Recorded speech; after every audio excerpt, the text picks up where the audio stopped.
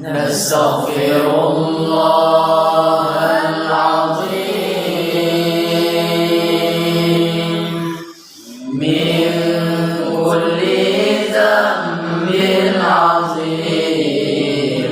أوله وآخره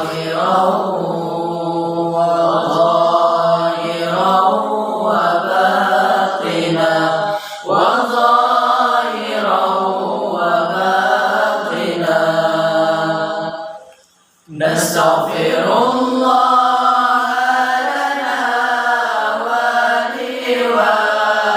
ولوالدينا ولمشايخنا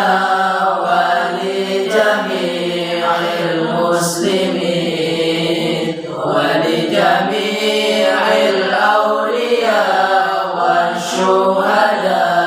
والصالحين نستغفر